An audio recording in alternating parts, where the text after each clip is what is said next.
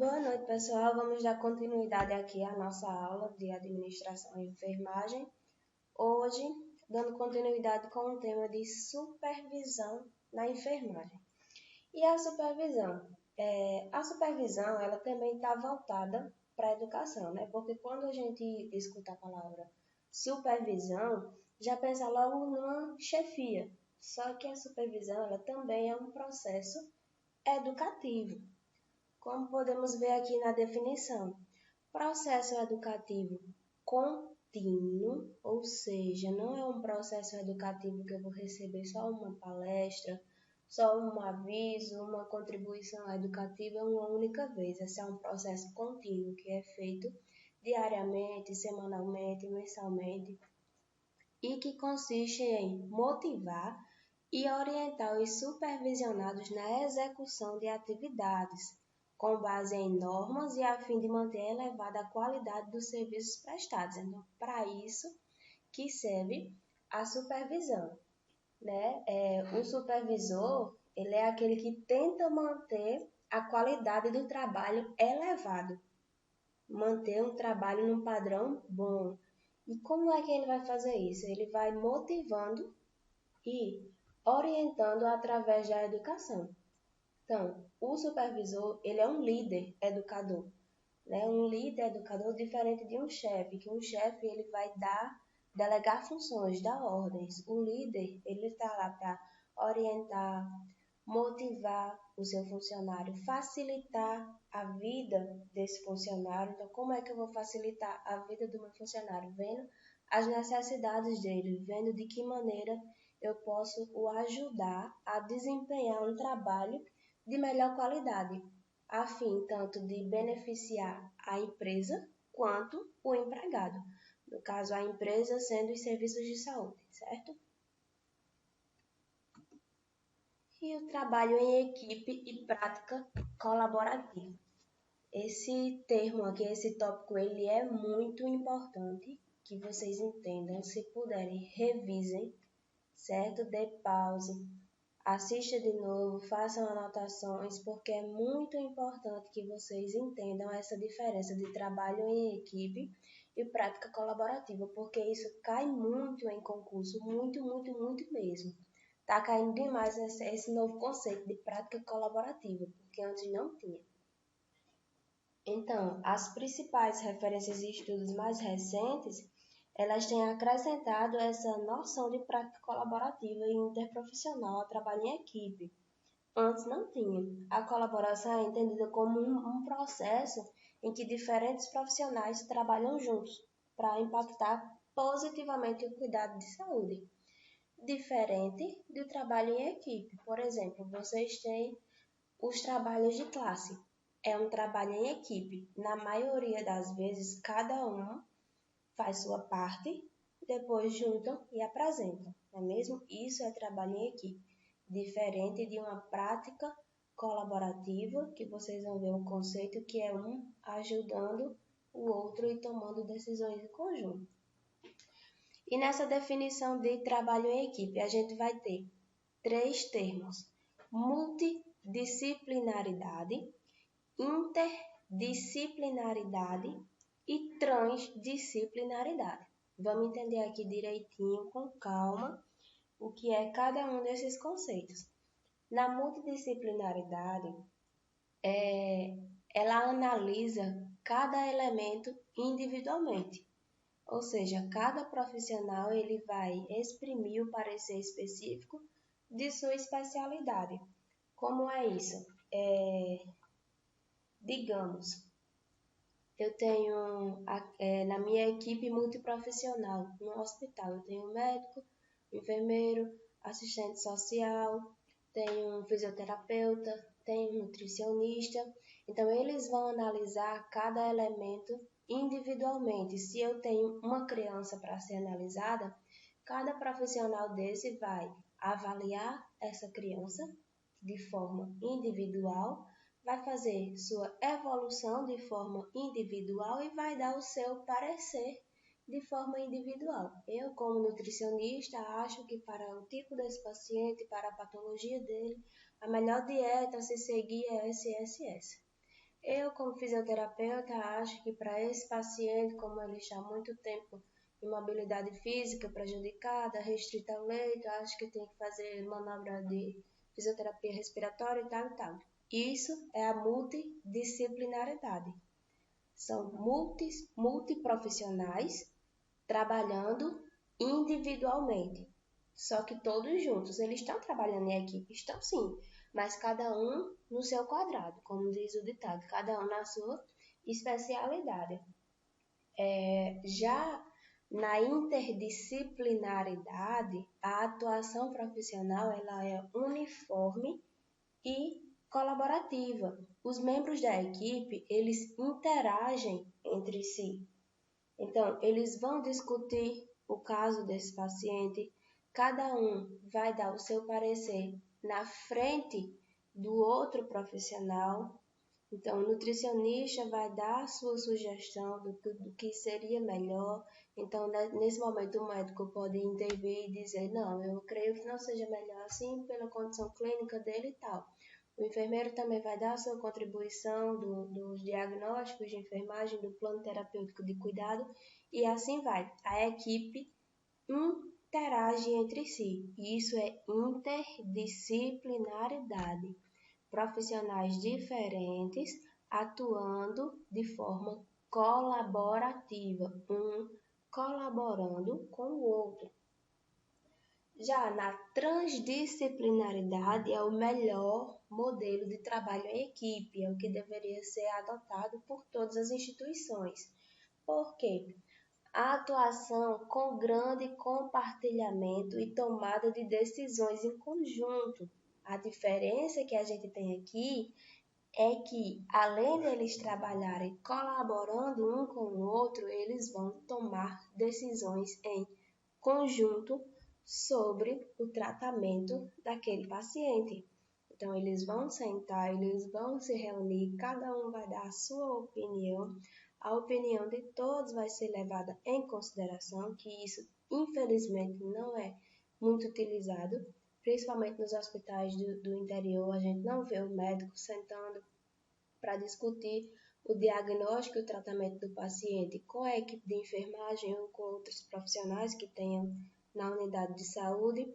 Então, essa transdisciplinaridade é o modelo que deveria ser único em todas as unidades de saúde, mas infelizmente é o que é mais escasso, né? Então, o grau de interação é elevado e a busca por conhecimento é totalizante. O que se busca aí é a resolução rápida e mais efetiva possível do quadro do paciente. Então, aumenta ainda mais a interação, né? Porque todos tomam a decisão juntos, um levando em consideração a opinião e o parecer clínico do outro profissional. Aqui embaixo a gente tem dois conceitos, de acordo com Lima et al. 2016, a gente tem dois conceitos aqui de equipe, integração e equipe, agrupamento. O que é essa equipe, integração? Ela observa-se a busca de articulações das ações e de interação dos profissionais. Já a equipe agrupamento ocorre a justaposição das ações e o mero agrupamento de agentes, né? Então, a gente vê aqui na equipe integração, como o próprio nome já diz, eles buscam se articular, né? Se articular e trazer a melhor decisão possível para a vida desse paciente, certo? Então, seguindo aqui, vamos falar agora de equipe multiprofissional. Então, recapitulando, modalidade de trabalho coletivo na reciprocidade entre trabalho e interação, ou seja, essa interação pode não existir, como, voltando aqui para vocês verem, multidisciplinaridade, que essa interação não existe. E a interação pode existir na interdisciplinaridade, a interação vai existir, e a interação muito forte, que é na transdisciplinaridade. Voltando, trabalho em equipe multiprofissional com esses dois conceitozinhos, modalidade de trabalho coletivo, na reciprocidade entre trabalho e interação. Interação da equipe multiprofissional, certo? E as principais dimensões do trabalho em equipe são as articulações das ações e a interação de seus agentes. Essa aqui é a ideia onde os agentes interagem e os profissionais interagem entre si, unindo os saberes, né? Então, diferença de trabalho em equipe para a prática colaborativa, como eu já disse, mas recapitulando só mais uma vezinha para ficar bem fixado na mente de vocês, certo? Porque isso vai ser questão de atividade. Diferença de trabalho em equipe para prática colaborativa é que no trabalho em equipe eu vou ter uma equipe multidisciplinar, só que cada um vai estar elaborando, desenvolvendo suas funções de forma isolada. Cada um com suas particularidades, cada um na sua competência. Já a prática colaborativa, eu vou ter uma equipe multiprofissional, mas uma equipe que se ajuda, uma equipe que conversa, uma equipe que interage, uma equipe que leva em consideração o parecer clínico do outro profissional de saúde, visto que o parecer do nutricionista é tão importante quanto um parecer de um fisioterapeuta para o cuidado, desenvolvimento e a cura de um paciente que está hospitalizado, principalmente os que estão restritos ao leito. Vamos continuar. Vamos agora falar de gestão de conflitos. Então, quando a gente ouve a palavra conflito, né, a gente já pensa logo no barraco. Mas nem sempre é uma coisa ruim, certo? Pode ser uma discussão de uma forma resolutiva, simplesmente discutir algum problema de forma civilizada. Isso também leva o nome de gestão de conflitos. Lembrando que aqui é uma parte da enfermagem que não é tão atrativa, mas que precisa ser conhecida. A parte de administração e de gestão em enfermagem. Então, vão lembrando desses termos, porque apesar de vocês não usarem muito na prática clínica, vocês vão prestar concurso e isso aí vai cair, pode ter certeza. Então, na gestão de conflitos, a gente vai ter aqui comprometimento e compromisso, evitação e evitamento, acomodação e suavização e cooperação. Então, vamos lá para uma definiçãozinha rápida. O conflito ele é inerente ao trabalho em equipe. Isso aí é impossível você trabalhar com pessoas e não ter nenhum conflito. Vocês podem tirar isso até pela experiência que tiveram, que tem em sala de aula, que nem sempre todo mundo concorda com a opinião de todo mundo, às vezes um concorda, outro discorda e acaba gerando um conflito que na maioria das vezes é resolvido com uma solução benéfica para ambas as partes, mas nem sempre é assim. Às vezes um dos lados sai ganhando e o outro não, um sai feliz e o outro sai chateado. Então é importante saber lidar com os conflitos, é extremamente importante. Então vamos lá. Primeira definição de comprometimento e compromisso.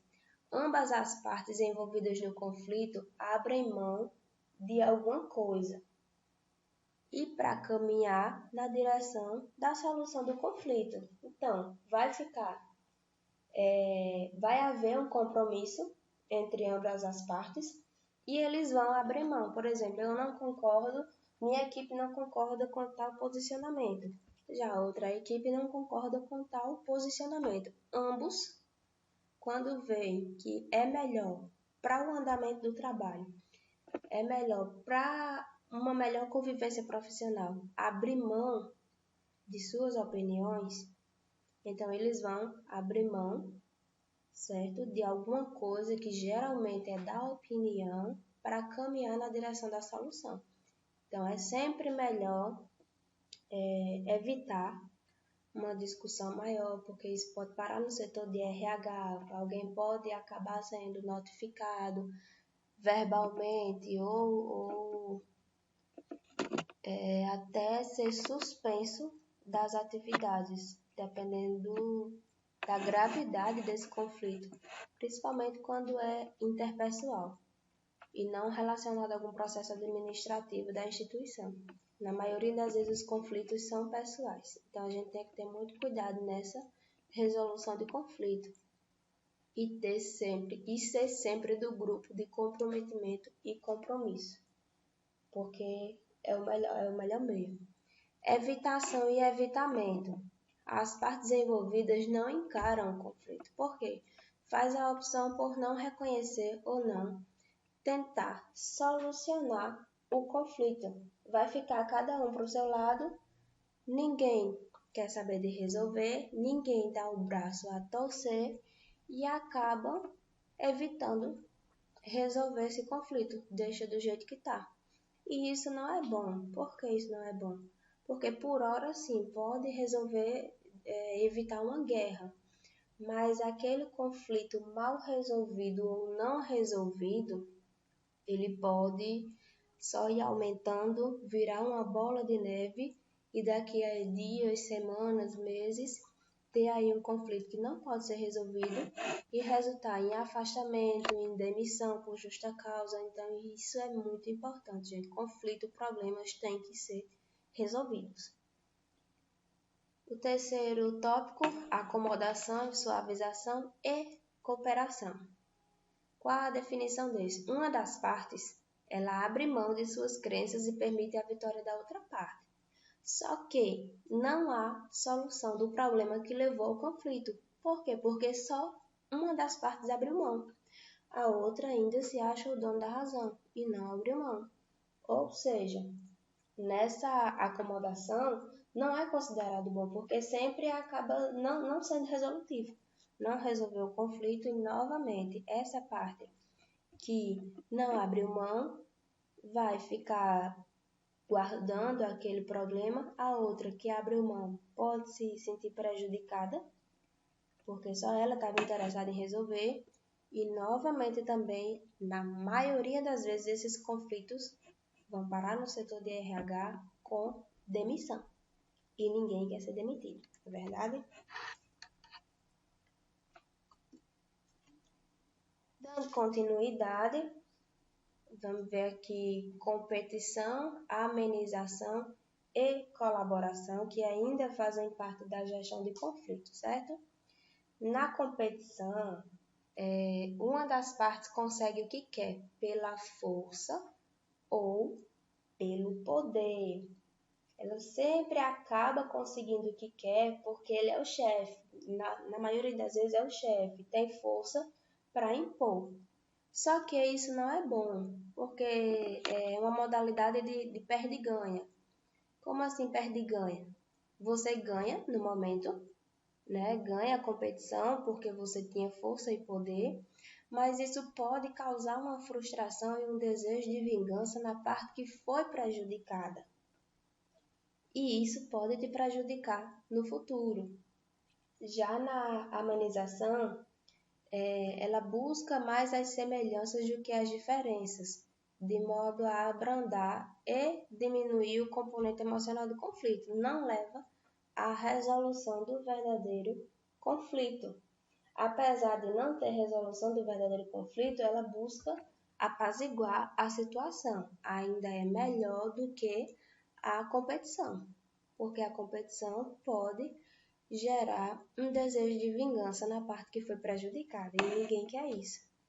E na colaboração, ela é o melhor porque, de certa forma, todos vencem. por um ajudar no problema do outro. É como se fosse uma equipe interdisciplinar. Como o próprio conceito já diz, é cooperativo e positivo, tem solução de conflito de forma conjunta e em comum acordo todas as partes vencem. Então, a colaboração, ela, para mim, é o melhor modelo de gestão de conflitos. É a colaboração. Vamos aqui para o próximo. Agora a gente vai falar dos instrumentos de gerenciamento da enfermagem. Isso aqui é muito legal, muito importante, que aqui a gente vai ter algumas definições de alguns instrumentos gerenciais, conforme os ensinamentos de Kugan. Então, a gente vai ter regulamento, regimento, normas, rotinas e procedimento. Prestem bem atenção também na definição de cada um, porque isso cai que nem chuva do céu em concurso. É o que mais cai na parte de administração e gestão. Esses instrumentos de gerenciamento caem com força. Então, é coisa para vocês colocarem na parede e lembrar. Primeiro, a gente vai aqui entender a diferença de regulamento e regimento. É muito importante que vocês saibam diferenciar regulamento de regimento. Vamos aqui ver.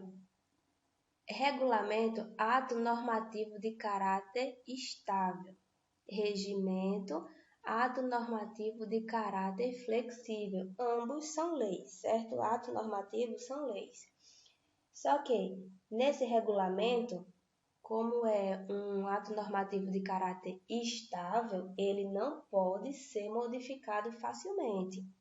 Ele é feito pela administração superior, regula e amplia o estatuto. Então, é como se fosse uma lei suprema, uma regra maior. Já o regimento, ele é um ato normativo de caráter flexível. A liderança muda o regimento quando vê que há necessidade. Geralmente, a liderança aí já é a enfermagem, o coordenador de enfermagem. Já no regulamento, é feito pela administração superior, que tanto pode ser direção quanto secretaria de saúde. Nas normas e rotinas, as normas é o conjunto de regras ou instruções para fixar procedimentos, métodos e organização que são utilizados no desenvolvimento das atividades. E as rotinas, conjunto de elementos que especifica a maneira exata pela qual as atividades devem ser realizadas. Nas normas, elas vêm das regras e instruções, certo? Então, por exemplo, horário de chegada, isso nas normas, horário de chegada, se a instituição ela impõe que o funcionário tem que chegar 5 minutos antes de horário de bater o ponto, ele já tem que entrar na instituição uniformizado, ou ele tem que vir com roupa comum e se uniformizar e se paramentar só dentro da instituição. Isso são normas. Já a rotina, a gente traça uma rotina de acordo com as normas. Por exemplo, a passagem do plantão é uma norma. É uma norma que tem que ser feita 7 horas da manhã. Quando você está saindo do seu plantão, você tem que passar o seu plantão para o colega que está chegando. O que é passar o plantão? É você descrever tudo o que aconteceu no seu plantão. Só que as coisas mais relevantes, certo? Você não vai dizer, de tal hora sair para beber água, não. Principalmente em relação a materiais. Se tem alguma coisa quebrada, se tem algum medicamento, algum material faltando, quantos pacientes tem na clínica, se tem algum paciente grave, a condição do seu paciente, tudo. Isso é passagem de plantão. Então, a passagem de plantão ela é uma norma, só que ela faz parte da rotina do serviço. Todos os dias, 7 horas da manhã, você tem que passar o plantão para o seu colega. Então, é uma descrição detalhada, o conjunto de elementos que especifica a maneira exata pela qual as atividades devem ser realizadas. Então, essa rotina ela descreve de acordo com as regras. E o procedimento é a descrição detalhada e sequencial de como a atividade deve ser realizada. Essa daqui é a atividade de vocês. Esse procedimento, toda unidade ela tem um livro de POP, Procedimento Operacional Padrão, O que é um POP? O POP é um protocolozinho, tipo um protocolo, que ele vai descrever como um procedimento ele deve ser realizado. Por exemplo, uma passagem de sonda. Quais os materiais necessários para a passagem dessa sonda, qual é o passo a passo correto para essa sonda, tudo certinho. Para você se basear, caso você esqueça de algum procedimento, não saiba de algum procedimento, você vai lá no POP e ele está descrevendo tudo certinho, até quantos ml de água destilada a gente coloca para insuflar o balonete. Então, toda instituição ela tem seus POPs. Então, essa é a atividade de vocês. Eu vou mandar um modelo de um POP para o grupo. Já defini quem vai ficar com quem, não tem como fazer sorteio na sala, então eu fiz o sorteio aqui. Já sorteei para vocês. Cada um vai ter um tema, vai fazer um POP e vai me entregar terça-feira. Por que terça-feira? Eu sei que amanhã tem aquela feirinha, então muita gente vai estar ocupada e tal, vai ter só o domingo. E o domingo e a segunda para vocês se reunirem, provavelmente através do WhatsApp, e realizarem a confecção desses POPs, certo? Então, o conteúdo teórico de administração e gestão a gente encerra por aqui. Qualquer dúvida, podem perguntar no privado.